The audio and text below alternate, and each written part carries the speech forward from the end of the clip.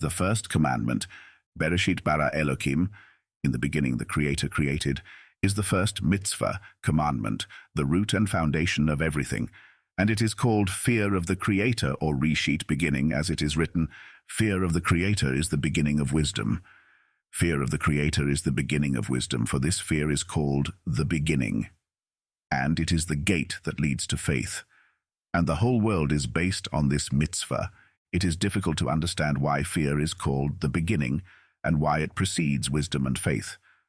The Zohar answers, it is because fear is the beginning of every sephira, and it is impossible to attain any sephira property without first attaining the property of fear. Yet this implies that fear is merely a means of attaining other qualities or properties. But then, if it is only a means, then why is it included in the list of mitzvot, plural for mitzvah, as the first mitzvah? Can it be that fear is a kind of prerequisite? Therefore, the Zohar says that it is impossible to attain perfect selfless faith in any way other than through fear of the Creator, and the extent of fear will determine the extent of faith. Hence, the whole world is based on the mitzvah of fear, for the whole world exists only thanks to the Torah and mitzvot, as the prophet said, "If not for my union with day and night, I would not have appointed the ordinances of heaven and earth." Yirmiyahu 33:25. And since fear is the beginning and the gate to the other mitzvot, for fear is also the gate to faith, the whole world is based on this property of fear. It is hence written that the mitzvah of fear includes all of the other mitzvot of the Torah, and were it not for fear, the Creator would not have created anything. There are three types of fear, two of which have no real basis, but one does. If man fears that his children may die, or fears illness or bodily suffering, or fears for his material well-being, this kind of fear, even if constant, is not the basis or root, for only desirable consequences constitute the cause of fear. This is called the fear of punishment in this world. But there is also another type of fear, the fear of punishment in the world to come, in hell. These two types of fear, the fear of punishment in this world and in the world to come, do not constitute real basis and root. The real fear is the fear of the Creator, for He is great and almighty, for He is the source of everything, and all else is nothing compared to Him. Man should concentrate all his attention on attaining this kind of fear. There are three kinds of fear before the Creator, but only one of them is considered true fear. If one is afraid of the Creator and observes His mitzvot so he and his children will be well and prosperous, this constitutes the first kind, the fear of the various punishments in this world. If he observes the Creator's mitzvot because he fears punishments in hell, this is the second kind of fear. The Zohar says that neither of these two kinds is true, for man observes the mitzvot only out of fear of punishment, for the sake of his own benefit, and not because these are the Creator's mitzvot. In this case, his personal well-being is the cause of his observance, and his fear is merely a consequence of his will to receive pleasure.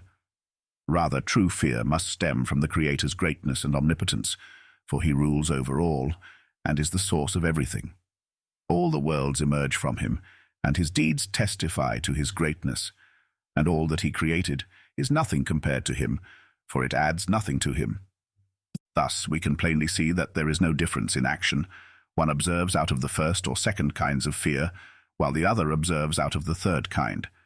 To an onlooker, they perform the same actions, the Creator's mitzvot, but the enormous difference between them lies only in their intention, their motivation, why they observe the Creator's decree. Hence, it is impossible to discern man's spiritual degree by his external observance of the mitzvot, which is visible to all. Moreover, those who observe them in order to receive an immediate reward from others usually do so with the utmost outward zeal. But one whose intentions and thoughts are directed inwardly, who seeks true observance, as a rule, does not stand out amidst the masses in any way. One must constantly seek to perfect and complement his intentions only by observing the mitzvot at an increasingly deeper level, while focusing on inner contemplation and direction of his thoughts. In no way should he engage in excessive mechanical observance, on which there is a clear prohibition. Do not exaggerate in the mitzvot. On the contrary, One must devote all his attention to the attainment of true fear, as the Creator's first mitzvah decrees. As Rabbi Baruch Ashlag said, "Fear of the Creator is the constant, selfless desire that is expressed in the thought, 'Have I done everything I could for the Creator, or is there anything more that I can do for him?'" Rabbi Shimon started to weep, wailing, "Woe if I reveal, and woe if I do not reveal. If I say, the sinners will know how to work for the Creator's sake, and if I do not say, it will not reach my friends." Wherever there is true fear, opposite it and correspondingly below, stands an evil fear, which strikes and prosecutes. It is the scourge that whips the sinners, punishing them for their sins. This is why he is afraid to reveal it, for the sinners may learn how to avoid punishment, and punishment constitutes their correction. Here, Rabbi Shimon warns that he cannot reveal everything in its entirety. This refers to avodah lishma, work for the Creator's sake, for he fears it may harm the sinners. Here he wishes to reveal how one can draw nearer and merge with the tree of life, and therewith refrain from touching the tree of death. However, this refers only to those who have already corrected themselves with regard to the tree of knowledge of good and evil. Nevertheless, the sinners, those who have yet to correct their transgressions in the tree of knowledge of good and evil, are not entitled to know this, for they still need to toil in all the required tasks until they correct themselves in the tree of knowledge of good and evil. Thus we see that the Torah defines a sinner as one who is yet to correct the tree of knowledge in his soul.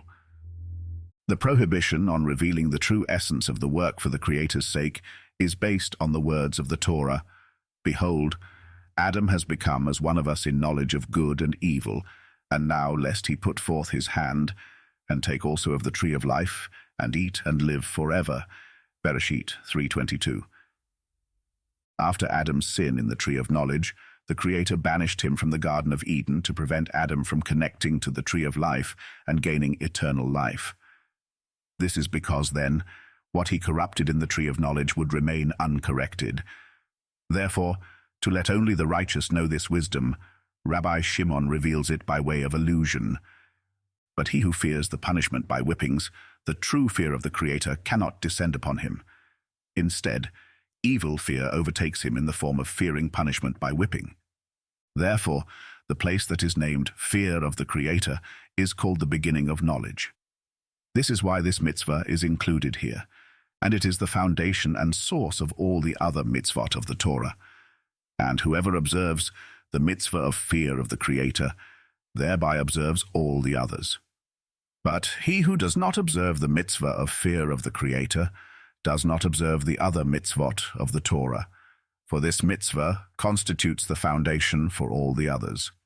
Here, the Zohar repeats that in one place it is written, "Fear of the Creator is the beginning of wisdom," while in another it says, "Fear of the Creator is the beginning of knowledge." And the Zohar explains that where the property of fear ends, another evil fear begins, one that slanders and whips. In this regard, it is said in Kabbalah that the legs of a pure Patzuf Malchut descend to a place of impure forces. However, he who observes the mitzvah of fear because the Creator is great and almighty, unites with him, becomes equal to the Creator in his properties, so as to not feel shame in receiving from him. Besides this correction, no other work exists for the creatures. This is called fear of the Creator for the sake of life, for as a result of merging with the Creator, creatures are filled with life.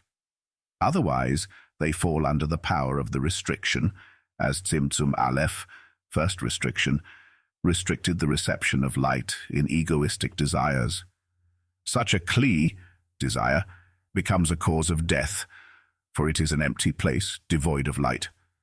Hence, creatures must fear failing to make the corrections that they were entrusted with. However, those who observe the mitzvot out of fear, rather than out of realization of the Creator's greatness and his decree, are ruled and whipped by the fear of an empty malchut. And since the end of fear lies in the evil scourge, true fear is called the beginning of knowledge of the fear of the Creator, which indicates the necessity to aspire only to this kind of fear and beware of the evil kind. Because of this, Adam's sin is corrected. Therefore, it is written, "In the beginning," signifying fear, "the Creator created the heavens and the earth." For whoever transgresses here transgresses all of the Torah mitzvot, and his punishment is the evil scourge, that is, the evil fear that whips him. The words, "And the earth was unformed and chaotic, and darkness was upon the face of the deep, and the Spirit of the Creator," refer to the 4 punishments of the wicked. Without form refers to strangulation. Chaotic refers to stoning, that is, the stones that fall into the great deep to punish the sinners. Darkness signifies burning, the fire that falls upon the heads of the wicked to burn them down.